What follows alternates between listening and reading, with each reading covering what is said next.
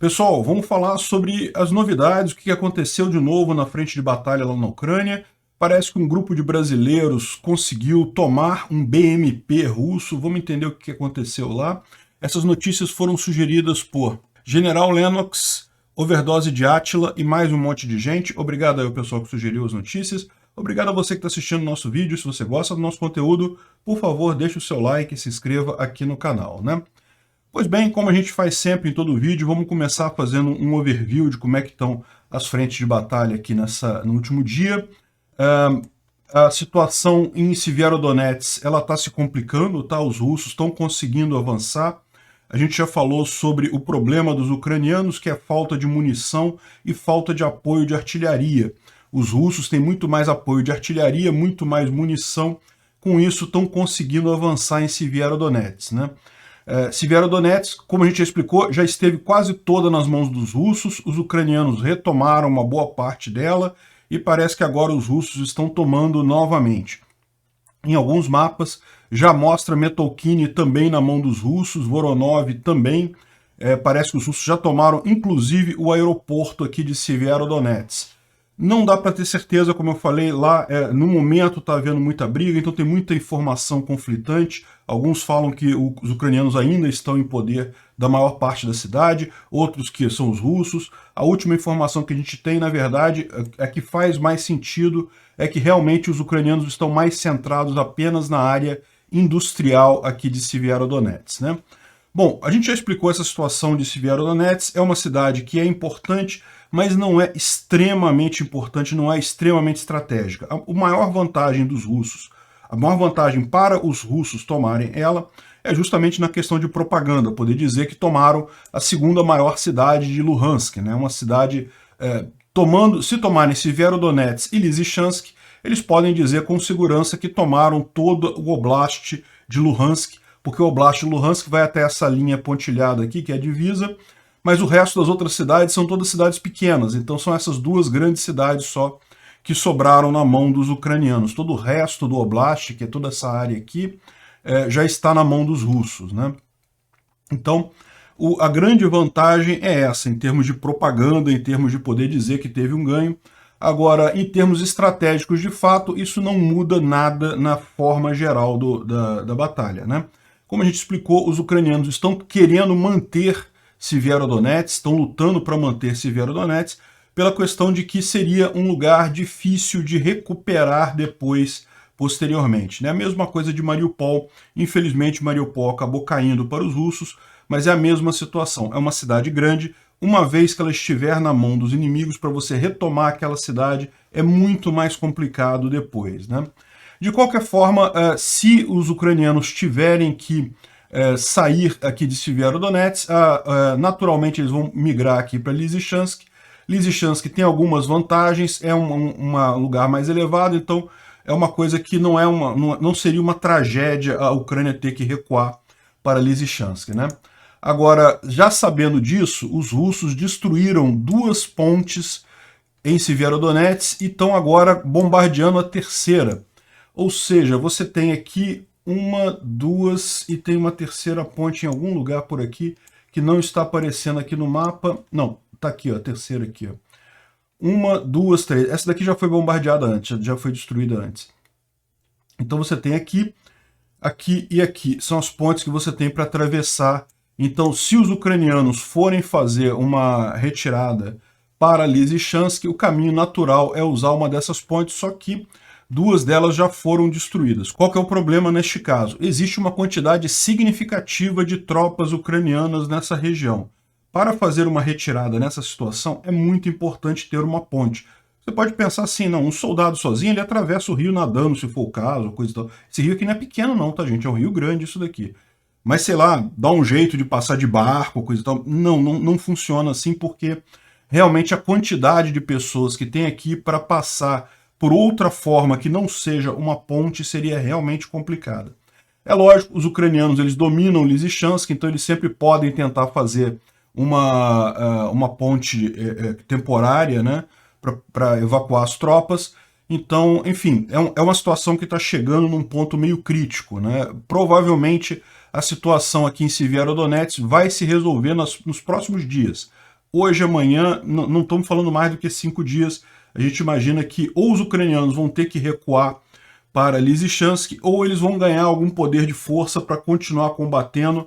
Na situação que está agora, eles estão perdendo terreno e podem acabar tendo que fazer essa retirada. E essa retirada pode ser complicada, como a gente falou, pela questão das pontes, né? Bom, aqui em Popasna, os russos continuam tentando caminhar em direção a Mykolaiivka, e aqui também a Vrubivka, mas não tiveram sucesso, tá? Os ucranianos conseguiram repelir os ataques russos a essas cidades aqui. Lembrando que é aquela questão, vai ser muito difícil para os russos, mesmo depois que eles tomaram Severodonetsk, eles atacarem daqui para cá. Ao passo que o que eles estão tentando fazer é justamente vir daqui para cá para atacar Lysychansk. Só que ainda falta um bocado de chão ainda para eles fazerem isso, né? Dá para reparar aquela coisa que a gente aponta sempre, como que os russos estão caminhando devagar nisso daí. Eles não conseguem, de fato, avançar muito nessas frentes de batalha. A situação aqui próximo a Sloviansk continua mais ou menos a mesma, não houve grandes avanços de ontem para hoje, mas isso não é uma coisa... é uma coisa esperada, eles estão reagrupando, estão preparando para fazer esse ataque a Sloviansk, esse ataque vai vir, mas deve ser mais para frente e vai depender muito de como é que seja a coisa aqui em Severodonetsk, né? Como a gente falou, os ucranianos eles estão recuando da cidade, mas eles estão causando muitos danos nos russos. Isso é o ponto principal, a ponto dos russos estarem comprometendo até o 3º batalhão de um regimento, né? Teoricamente, um regimento tem 3 batalhões, mas só 2 vão a combate, o 3º é para reserva e coisa e tal. Normalmente não está tão equipado, com tanta gente quanto normalmente é. Nesse caso aqui, os russos estão colocando tudo, estão indo com tudo. E como eles não estão conseguindo avançar, estão perdendo muita gente, eles estão perdendo muita coisa também. Ou seja, existe realmente a chance, isso seria o melhor cenário para os ucranianos, até dos russos tomarem a cidade, mas perderem tanta gente nisso daí, perderem tanta capacidade de luta, que isso acabaria atrapalhando qualquer outro avanço adicional deles, né? Como a gente sabe, a ideia dos ucranianos é exatamente essa, desgastar o exército russo o máximo possível. No momento, os ucranianos estão planejando a contraofensiva. Quando começar essa contraofensiva, o ideal é que o exército russo já esteja o máximo desgastado possível. Uma boa novidade que a gente teve aqui em Severodonetsk foi que aqui em Rubizne havia uma grande base de Kadyrovitas, né? O pessoal lá que luta com o Kadyrov, e essa base foi destruída pelos ucranianos, da mesma forma que foi atingida a base do grupo Wagner alguns dias atrás. Ontem foi destruída essa base dos Kadyrovitas, não tem ainda números de pessoas que foram atingidas, mas acredita-se que muitos soldados Kadyrovitas russos tenham sido atingidos por isso daí, né? Bom, aqui em Kharkiv não teve grandes mudanças na linha de frente. Como a gente fala para vocês, é lógico que isso aqui todo dia tem batalha, todo dia tem briga, está acontecendo ainda o contra-ataque aqui, mas não teve nenhuma mudança significativa. Aqui em Zaporizhia também a gente não teve informações sobre qualquer mudança. E o outro lugar que a gente teve informação foi aqui em Kherson. Parece que houve um avanço significativo das tropas ucranianas aqui em Kherson, mas também você tem uma batalha muito grande. Principalmente houve um aumento da briga aqui em Snihurivka, que é essa cidade aqui, que é uma cidade muito importante, a gente já explicou, porque ela tem o acesso a essa estrada aqui que vai até a ponte que liga Kherson ao outro lado do rio Dnieper, né? Então essa estrada aqui é muito importante. Olha, embora essa parte azul aqui possa dar a entender que os ucranianos estão perto da estrada aqui, seria melhor eles pegarem a estrada aqui e já seguirem para cá, a verdade não é bem essa não, tá? Essa área aqui toda ainda está disputada. Então os ucranianos têm muito um pé firme aqui, então eles pretendem atacar a guarnição russa aqui em Snihurivka e daqui começar a avançar por essa cidade para chegar próximo a essa ponte que tem em Antonivka, né? A visão dos ucranianos, eles não querem atacar Kherson diretamente, porque seria levar destruição para dentro da cidade. A proposta dele justamente é ganhar esta ponte aqui, porque daí eles cortando o acesso de Kherson ao resto das tropas russas que estão aqui no sul, muito provavelmente o Kherson teria que recuar, o pessoal russo teria que abandonar a cidade, porque não teria como ser abastecido, não teria como ser mantida a ocupação russa em Kherson, né? Então, seguem aqui os vários avanços ucranianos nessa região, né? Segundo o depoimento aqui do voluntário canadense, ele diz que os russos lá em Snihurivka estão andando na cidade toda, roubando comércio e coisa e tal, porque eles já sabem que não vão conseguir manter a cidade, não tem ilusões sobre continuar por lá, né? Enfim, está caminhando então essa contraofensiva ucraniana por aqui também, né? O que a gente teve de novidade aqui nessa região assim, justamente, vamos botar aqui uma coisa que aconteceu ontem, meio independente de qualquer coisa. A gente não sabe exatamente onde foi isso. A gente não sabe exatamente onde foi isso, embora a legião estrangeira ela esteja em Severodonetsk, então é provável que tenha sido em alguma região por ali, mas os soldados brasileiros que estão lutando pela Ucrânia tomaram um BMP russo. Vamos ver o filme. Eu vou desligar, só tem música, tá? Não dá para ouvir o que os caras estão falando, infelizmente. Esse aqui é o BMP. O BMP é um tipo de transportador de pessoal, né, para infantaria. O cara tem bem pinta de brasileiro mesmo. Enfim, né, dá para imaginar o cara falando, perdeu o Playboy, perdeu. Enfim, o BMP não é um tanque, tá? É um transportador de pessoal. É um veículo blindado para transporte de pessoal de infantaria. Cabem umas 12 pessoas ali dentro, dependendo do modelo. Alguns modelos são anfíbios, então ele pode atravessar rios e coisa e tal. Ele tem uma arma, aliás, ele tem duas armas. Ele tem uma metralhadora e um pequeno canhão aqui em cima, mas é mais para defesa ou alguma coisa próxima. Ou seja, a função dele não é como a de um tanque, é apenas de transportar pessoal de infantaria, né? De qualquer forma, o pessoal conseguiu. Parabéns aos brasileiros que conseguiram capturar esse BMP russo. BMP é a sigla em russo de transportadora de pessoal blindado e coisa e tal. Então, o que a gente chama de APC, que é Armored Personal Carrier, ou transportadora armada de pessoal, eles chamam de BMP lá. Mas, enfim, parabéns mais uma vez aos brasileiros que fizeram isso, né? É um detalhe, gente, esse negócio de vídeos de captura de armas e coisa e tal, eu evito mostrar muitos aqui, né? Aqui está a legenda completa aqui que o pessoal lá da Ucrânia falou. Os guerreiros brasileiros da Legião Internacional capturaram o BMP dos invasores. Bom, eu evito mostrar esses vídeos, tem um monte de vídeos desses no Twitter, no Telegram, coisa e tal, mas é porque isso acontece o tempo todo. Então isso não quer dizer que os ucranianos estejam ganhando todos os vídeos. Aliás, eu acho engraçado isso, porque o pessoal, os amantes da Rússia, gostam de falar isso. Não, tá vendo? A Rússia tá destruindo tudo, porque olha só, eu vi 10 vídeos no Telegram deles, dos russos tomando armamento dos ucranianos e coisa e tal. Gente, isso acontece numa guerra, isso é normal, um lado toma armamento do outro, isso acontece mesmo. O que você tem que prestar atenção é na figura geral, né, da coisa ampla. Você ficar prestando atenção em uma batalhazinha, uma coisa que foi roubada, isso vai acontecer mesmo. Não quer dizer que seja algo significativo, que seja algo que mude a história. De qualquer forma, não deixa de ser uma vitória. É uma vitória significativa isso daqui, né? Bom, outras novidades que aconteceram em Berdiansk, houve uma grande explosão. Na verdade, segundo está dizendo aqui, foram 3 grandes explosões que aconteceram por volta de 7 horas da manhã hoje. 7 horas da manhã deve ter sido alguma coisa por volta de 2 da madrugada aqui no Brasil. Mas, basicamente, o que aconteceu parece que foram estações de energia elétrica.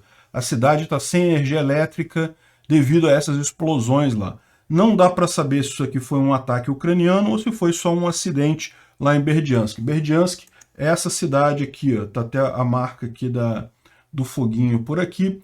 É um porto, uma cidade portuária, não é uma cidade grande, foi capturada logo no início da guerra, mas já está em poder dos russos há bastante tempo, né? De qualquer forma, parece que teve alguma coisa lá, pode ter sido um ataque ucraniano. Bom, um outro ataque que houve também foi dentro do Oblast de Briansk, na Rússia, em que algumas pessoas tentaram explodir a Druzhba Oil Pipeline, ou seja, o duto de gás e óleo que manda esses produtos para a Europa, da Rússia para a Europa, tentaram explodir isso daí, né? Ontem a gente falou, deixa eu mostrar para vocês onde é que fica Berdiansk aqui. É aqui em cima, ó, é bem aqui. Ontem a gente mostrou exatamente aqui um local com veículos militares russos que também pegou fogo aqui nessa região de Berdiansk.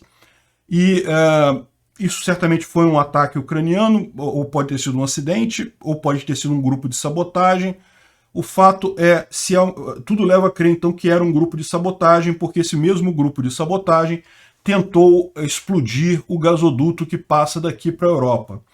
Não conseguiram, tá? O gasoduto está intacto, destruiu uma série de equipamentos e coisa e tal, mas o gasoduto em si não explodiu. Não é fácil explodir esses gasodutos, tá? Isso aí é parede de aço grossíssima, não é muito fácil explodir isso.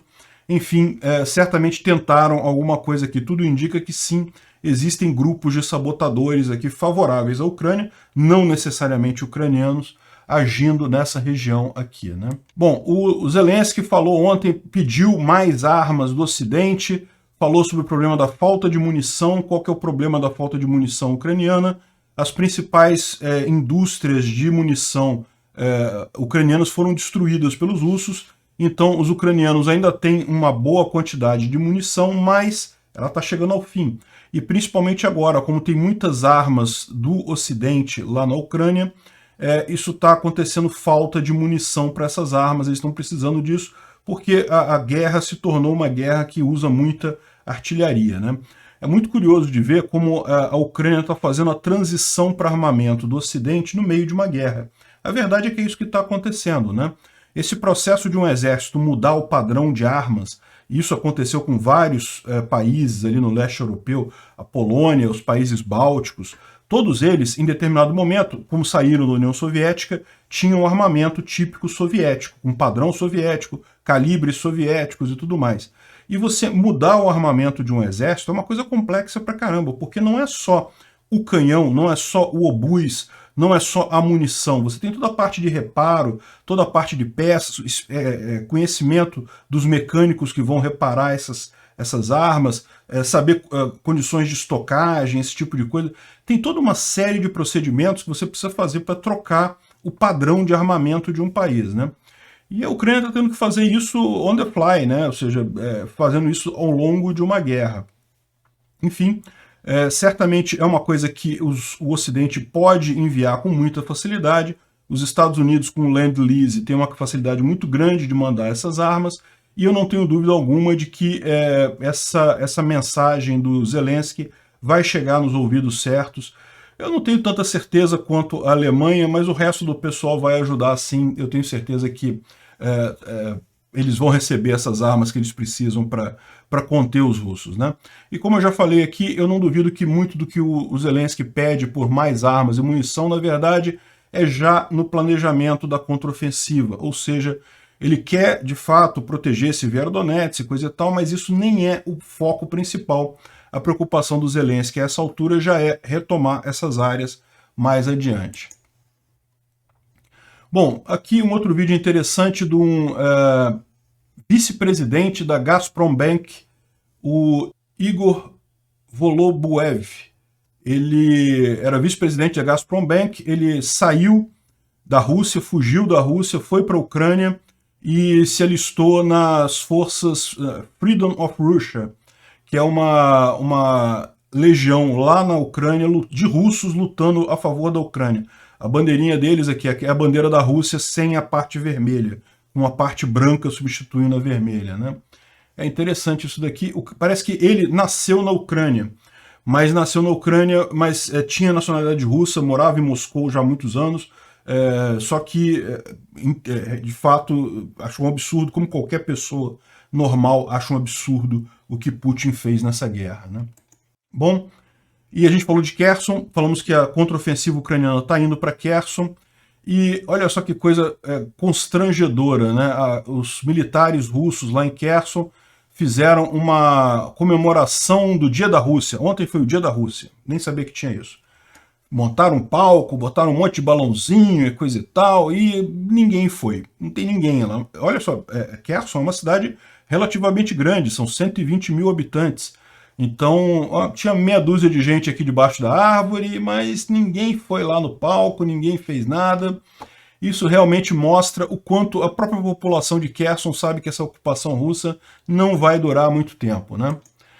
Outra coisa curiosa é que também eles estão começando a distribuir passaportes russos lá em Kherson. Então qualquer pessoa que mora em Kherson e queira ter a cidadania russa, queira ter um passaporte russo pelo menos, pode pedir um passaporte russo lá em Kherson. E a procura foi pífia, apenas 23 pessoas. Realmente mostra que a população de Kherson não quer saber de negócio de Rússia, não. E olha que Kherson era uma das cidades que o pessoal fala russo, que o pessoal tinha mais proximidade com a Rússia. Nem em Kherson a Rússia está conseguindo convencer as pessoas. Por quê? Pela decisão idiota do Putin de invadir a Ucrânia do jeito que fez. Bom, tem esse vídeo aqui que me mandaram, eu achei interessante, resolvi falar, mas eu não tenho certeza, porque eu só vi essa informação nesse vídeo aqui, tá? Eu não vou tocar o vídeo, é um vídeo grande de 2 minutos, mas basicamente o que ele está dizendo aqui é que os marinheiros que sobreviveram ao Moskva, né, aquele navio que foi afundado pelos mísseis Neptune, lá em abril ainda, né, eles foram todos presos, acusados de negligência. Segundo as autoridades russas, eles tinham que ter se preocupado em salvar o navio, não em salvar a própria vida. Então todo mundo que sobreviveu do Moskva foi preso. De novo, eu não me espantaria disso ser verdade, mas eu tomei com cautela porque eu só vi essa informação aqui por hora. Se eu tiver a confirmação isso mais adiante, eu levanto isso novamente, né? Bom, e a Rússia continua a se adaptar lá às sanções, né? O McDonald's agora vai ser chamado Viksuno Itorka, que é alguma coisa como delicioso, parada deliciosa, alguma coisa assim. Enfim, aquele negócio, né? Vão dar um jeito, botar um logo novo aqui meio diferente, coisa e tal. Os funcionários ainda devem saber fazer a coisa, mas é aquele negócio, nunca vai ser o McDonald's, porque os ingredientes não vai ter mais, não vai ter como importar mais os exatos mesmos ingredientes, e é isso que eu falo, no final das contas é o isolamento que acaba matando a economia russa, né? A gente tem falado aqui o quanto que eles estão sofrendo, muito mais do que o pessoal imagina em termos de notícias por aí. Não se deixe enganar por índices. Índices, o governo russo manipula tudo. Na prática, a coisa está bem ruim por lá.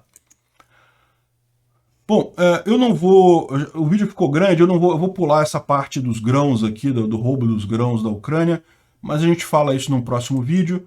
A única coisa que eu queria aproveitar aqui para terminar esse vídeo é perguntando: alguém sabe onde foram os sírios que iriam lutar nessa guerra pelos russos? Porque, como vocês sabem, né, a gente tem mostrado aqui vários vídeos de vários soldados de várias nacionalidades, até brasileiros que tem só uma pequena quantidade lutando lá, já apareceram. Os chechenos lá, os kadirovitas, a gente mostra, volta e meia aparecem nos vídeos os kadirovitas lutando e coisa e tal. Não fazem tanta diferença assim, mas aparecem, né, e coisa e tal. Agora, vocês lembram, né, lá no início de março, lá no início da guerra, o pessoal estava falando, não, que vão 40 mil sírios para lutar na Ucrânia pela Rússia, foram voluntários e coisa e tal. E eu nunca mais ouvi falar disso daí. Eu tô curioso, eu não consegui achar nada dizendo onde é que estão esses caras, se foram mesmo, se não foram, se desistiram, se foram e já morreu todo mundo. 40 mil soldados é muito soldado. Até os brasileiros, que tem algumas dezenas só de brasileiros lutando lá nessa guerra pela Ucrânia, a gente ouve falar deles. Cadê os sírios? Onde é que estão esses caras? Obrigado por assistir o vídeo até o final. Além de curtir, compartilhar e se inscrever no canal, considere se tornar patrocinador com valores a partir de R$ 1,99. Clique no botão Seja Membro abaixo para saber as condições e vantagens de patrocinar o canal. Mais informações sobre o nosso projeto, visite nossos sites indicados na tela.